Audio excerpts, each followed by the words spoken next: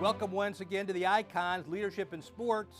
I'm your host, Rick Horrow. Each month we sit down with some of the biggest names in sports and discuss the moments that shaped their careers and why they chose to give back. This month, with college hoops tipping off, who better to sit down with than Dick Vitale? We'll also chat with NASCAR driver Kevin Harvick, who had an incredible run in 2020. But first, let's go inside the Icon with Dick Vitale. Dickie V was born in 1939 in New Jersey and grew up in East Rutherford. His father worked two jobs, as a clothing press operator and a security guard. His mom worked in a factory as a seamstress. In kindergarten, Vitale lost the vision in his left eye in an accident. He graduated from Seton Hall in 1963. Vitale may have coached basketball at more levels than anyone in hoops history. He went from elementary to high school to college as the head coach of the University of Detroit and to the NBA as head coach of the Pistons. He did all of that in just 20 years. After losing his NBA job in 1979, he started his broadcasting career at ESPN, and to say he's thrived is an understatement. In 2008, he was inducted into the Basketball Hall of Fame. Vitale has been married to his wife Lorraine since 1971. They have 2 daughters and 5 grandchildren. He's well known for his philanthropy, supporting the V Foundation and many causes near his home in Lakewood Ranch, Florida. We sat down with Dick Vitale in one of the most comfortable spots we could imagine, a high school gym. You're known for being the face of and the soul of college basketball, but you're so much more. I mean, the philanthropic aspect of this as well, and it started early. How did having blue-collar parents impact your kind of life growing up? Well, I'm glad you mentioned that. My parents, mom and dad, were so unique and special. Had a doctorate of love. They certainly weren't educated formally, but they really were just great people, all about the family. And it taught my brother, sister, and I in this great country, if you have a passion and a sense of pride about what you do, good things could happen. And I learned 2 things they used to say often. Never ever believe in can't, number 1, and number 2, I would hear it maybe 15 times a day at my dinner table.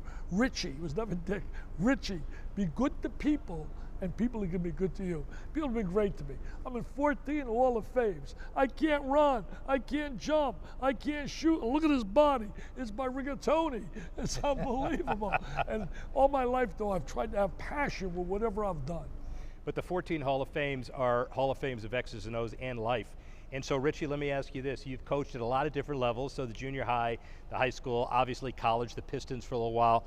Similarities, differences between all of that? I know it's a broad question, but what's kind of the biggest similarity and biggest difference? Well, the biggest similarity is people chasing dreams on every level. I don't care what level they're at, they're all looking to go to the next level. They all want to make sure that they're chasing the dream. If you're a pro player, you want to be the best possible pro player. I think people that have goals in life, I think it's important to have a goal. Not only have the goal, you know, I tell young kids out there, have a goal, but it's the commitment to make the goal a reality. First question I would ask a player, he said, my goal is to do such and such. And I'd say, what is your plan to make that happen? Anybody can write a goal down, but what is the plan? What is the work ethic, the sense of pride that's gonna get you to that where you wanna go? Not cynical, but just as a question, the NBA average salary now is about $6 or $7 million, maybe more. Wow. Do those kids or guys buy into what you're selling?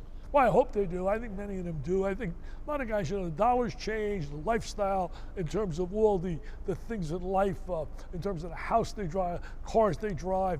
But down deep, if you got good character and you got a good foundation, it shouldn't change. I mean, obviously it's going to change some people, but it shouldn't change the person you are.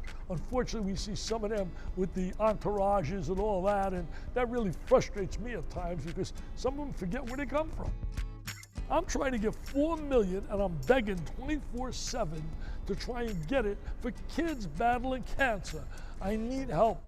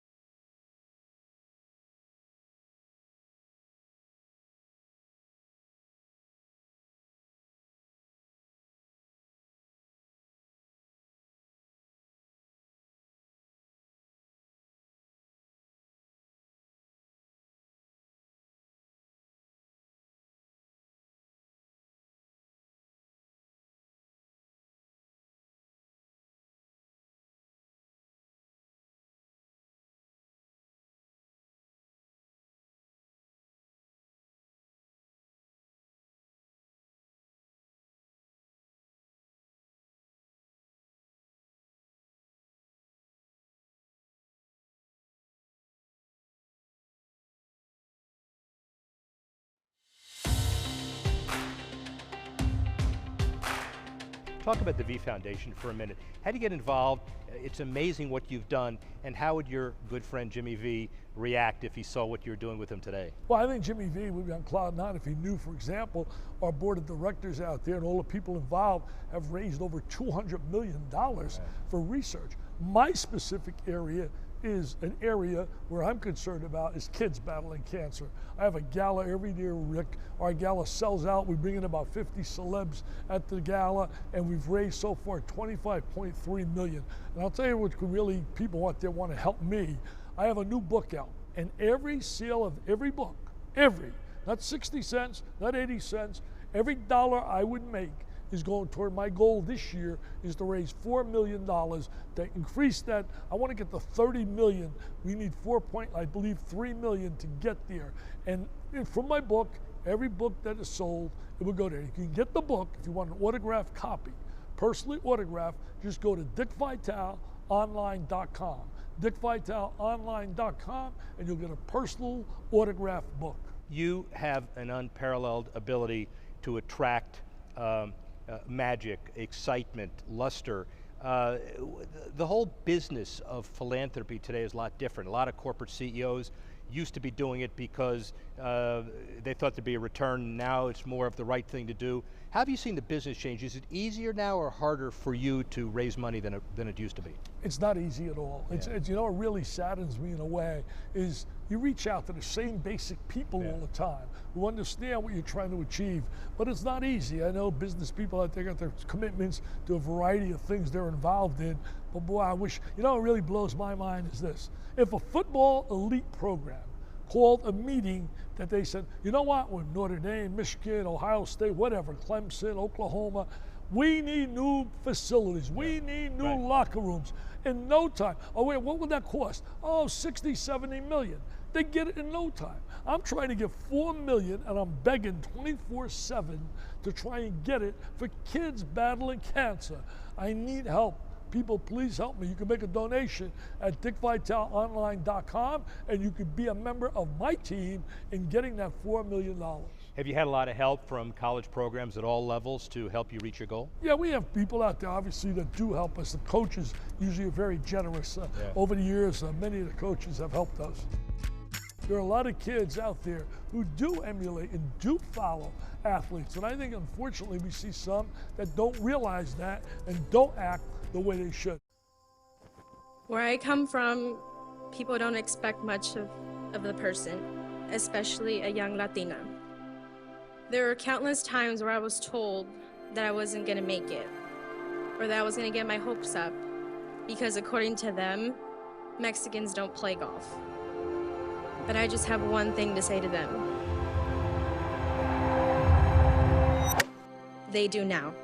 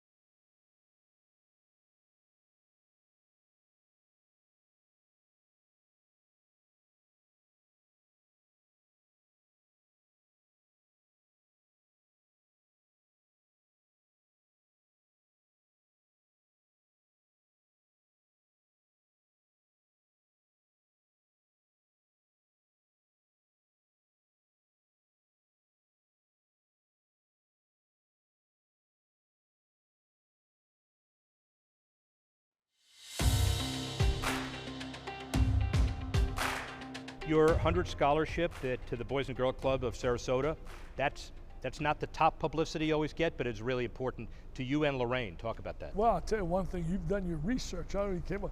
So for over 20 years, Lorraine and I have tried to help kids at the Boys and Girls Clubs because I really feel they do a great job in giving kids an opportunity to chase their dreams. And something else very dear to my heart is we have scholarships in our name, the Dick Vitale Family Scholarship Award, and they never came to me, Rick, and pursued anything. I went to them, the University of Notre Dame. And our scholarships go, for example, every year they take the endowment dollars we gave them, they take the interest off that, and they distribute it to about 7, 8 kids per year, and we only have one rule. The kid has to participate in an activity that doesn't get financial aid. Like, for example, cheerleading, the band, those kind of kids can apply. And it's great when they see the letters I get back from some of these kids. And I'm sure you leverage the opportunities for others to give to cheerleading, the band, and otherwise because you recognize that as a valid occupation, walk of life that's worthy of your support. Well, we try to, no question about it. All right, so athletes as role models generally, let's talk about that for a minute. You know, the Charles Barkley quote, taken out of context, by the way, but it's athletes aren't role models, I don't have to be a role model. What's your thought about all that? Well, you know, I think to a certain degree, I know what Charles was trying to say. It starts at home. Right. It starts with mom and dad or grandparent, whomever. They set the stage because an athlete's not there every day with them. But let's face reality. There are a lot of kids out there who do emulate and do follow athletes. And I think, unfortunately, we see some that don't realize that and don't act the way they should. We need more Derek Jeters in the world. We need more David Robinsons in the world. We need more Grant Hills in the world. People that get it, man. They get it. They carry themselves in a very positive way. And I think that's what we need. And I think we have a lot of them that nobody even talks about. They're really good people. Give us examples, or what's your thought about what the power of sports really is, how it's used to motivate people to do things that they otherwise might not want to do? Well, you know, there's a lot of young kids out there. It's through sports gives them that opportunity to go on and chase their dreams and their goals. And without it, it's not going to happen. A lot of them really, they live. I tell kids all the time, read. Knowledge gives you power. We've heard that so often. I think Arthur Ashe used to say that really well. Yeah. The more reading one does, you know, find something you love and read about it. There's books out there. Teachers, I tell them constantly, and I know many of them do, emphasize to children the importance of reading, whether it be a magazine, a book, it's a sports hero. Read about them, learn about them, and it gives you vocabulary, it gives you a chance, helps your communication skills. So would a young Dick Vitale who grew up in East Rutherford in the 1960s, would he have ever imagined doing what you're doing today? You know what? I've been stealing money. I got inducted the other day in the Sports Broadcasting Hall of Fame, and to be there, I was in awe of the people I was inducted with. Bob Costas, Jim Nantz, Mary Carrillo. They're real broadcasters. Rick, I've always felt I was a jock. I was in the gym. I got the ziggy, got fired, didn't know where to go. Here comes this network, offers me a job. I do the very first game. I'll go to my grave. I did the very first game in the history of ESPN. And when the guy called me, name was Scotty Connell. He said, we'd like you to do a first game. I said, what network?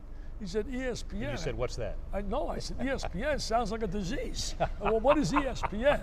And it's become a disease for the sports fanatic. But 40 years later, I mean, just having a ball. I'll go to a game, Carolina and Gonzaga, Duke and Texas Tech, and to be there with the kids, I get goosebumps. And when they start chatting my name, and I have just so much fun. Stealing money. How did you, stealing money, we got to remember that. We got to record that to send it back to his employers for the next round of contract negotiations. Although I'm sure you're pretty well taken care of. They give me a lifetime contract. You're relevant. Don't worry about it. You got a lifetime contract, ladies and gentlemen. Don't worry about anything you just said.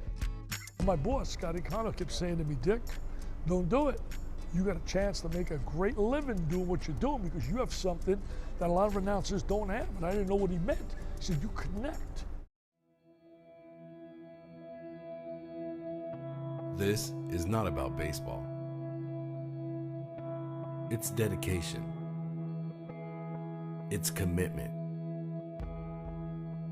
It's about developing a mindset in our youth.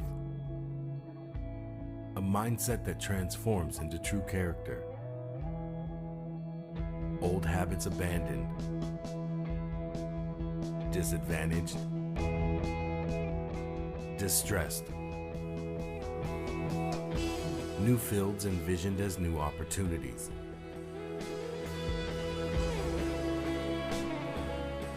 Instructors teaching life. Lesson learned. This is not about baseball. Help us make an impact on the lives of children in need. Go to ripkenfoundation.org/donations and make a difference.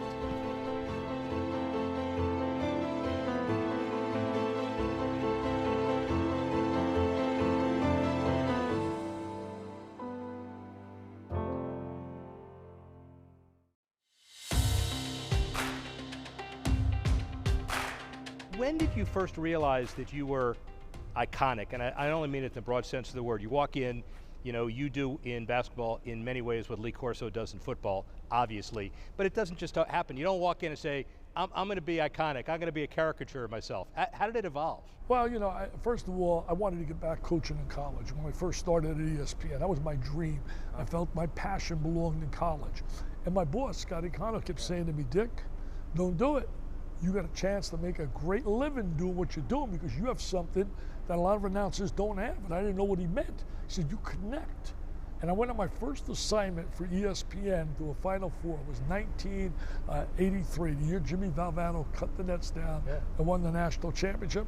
When I went there, people coming up for autographs and pictures, and I was like shocked. And my boss told me, see, bottom line is, I told you, you connect. They might not agree with what you're saying, but the bottom line is, did you hear what Dickie V said? You hear what Dick Vitale said? They'll go to the water cooler.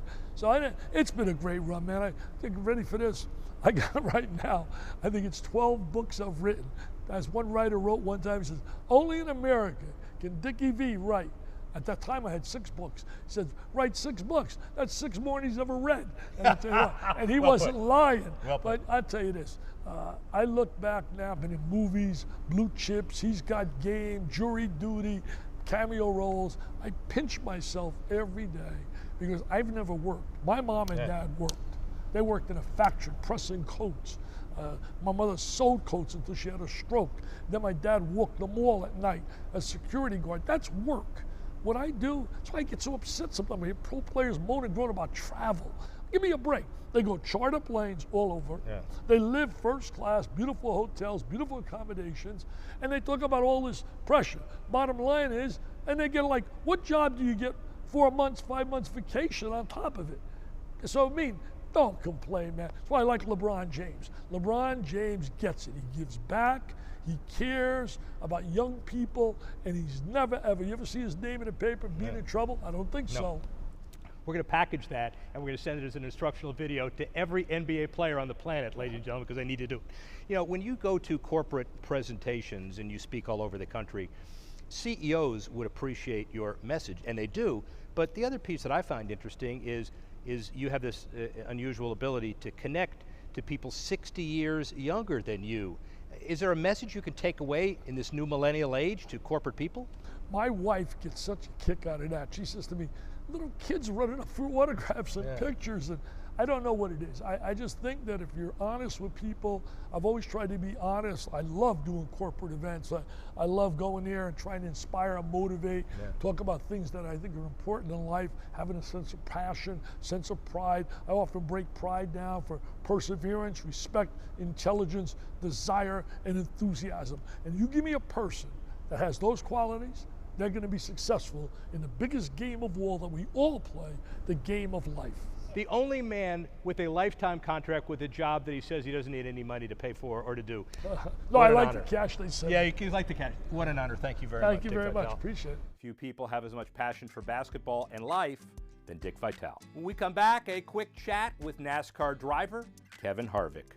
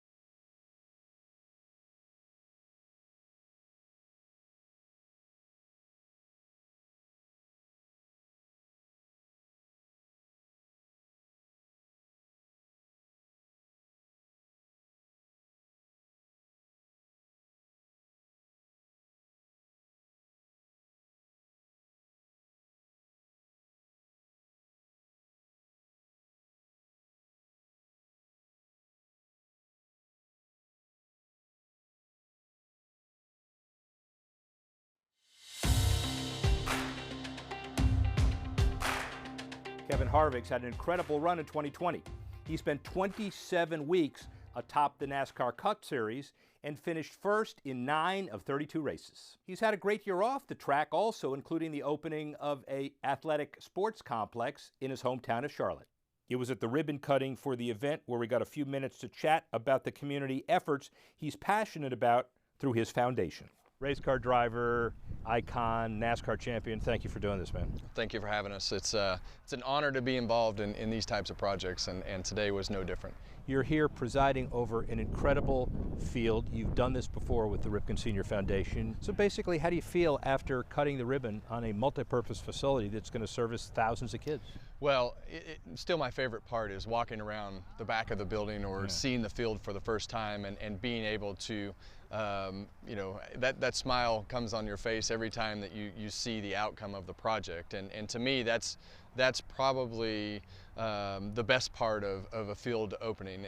And I think for us and with our foundation, for us it's really about using our platform of exposure and the people that we're around. And obviously we can come up with the funding to help be a part of the project. But in the end, it's about the kids and being able to expose these kids to a safe place to play, whether it's, you know, here at the Salvation Army Boys and Girls Club, or if it's at a high school or a baseball game or whatever it may be. The power of getting these kids together, putting them around you know, people who want to make their life better, and them realizing that and taking that to the next level is really what it's all about. But a project like this will affect thousands of kids' lives for years to come. And clearly, when you come back here and you watch the kids play at Kevin Harvick Field, let me just tell you that usually fields are named after people after they die, so congratulations. You feeling okay? Everything all right? I'm feeling fine. You know, and honestly, you know, that's you know, that's probably why you've seen that increase in people wanting to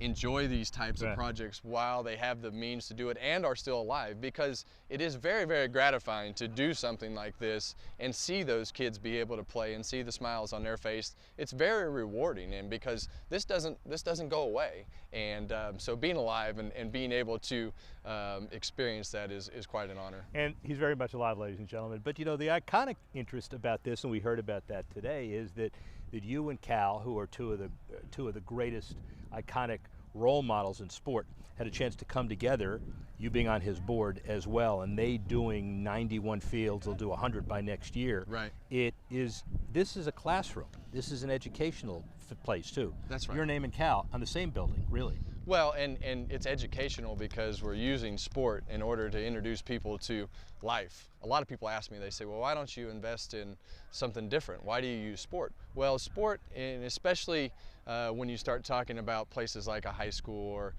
somewhere that you do different projects like this that we've done in the past, you have to have good grades, you have to participate with the team, and you put these kids around coaches who have been through this same type of situation or want to give back. So you put them around quality people in a quality facility, and you really start, you know, bringing to light the things that you want them to realize, and hopefully you change the way that they think about it because you're giving them a chance in order to expose them to, you know, changing the course of their life with something that is positive.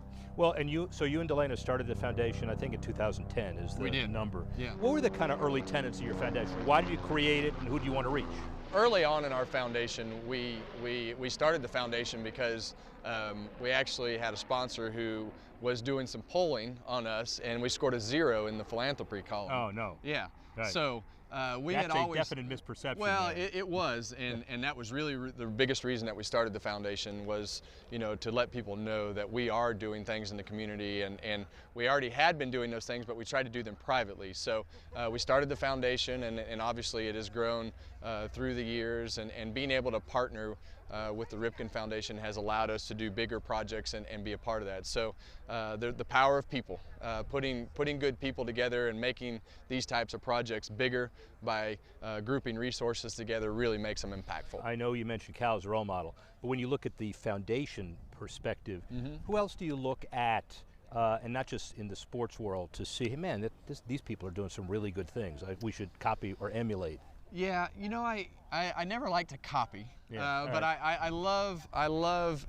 live here in Charlotte. Cam Newton does a tremendous job of his events. Can you throw the ball? I cannot throw the ball very far, and I can't run very fast. But you know, he does a great job in our community. The sports teams in general do a great job here in Charlotte. So being here in Charlotte, we knew that we needed to make a little bit bigger impact, and it just took some time, and here we are. So it's fun to see other athletes giving back. Finally, the business of NASCAR and the philanthropic stance and the France family and Lisa and everybody else that does it made giant strides as well. I assume you're proud of how the organization helps give back also. Well, our sport is a sport that gives a lot, and when you look at the foundations of a lot of the drivers, the NASCAR Foundation, and a lot of the people involved in our sport, everybody gives something to someone when it comes to giving back. So our sport, there's not a sport that does it any better than NASCAR.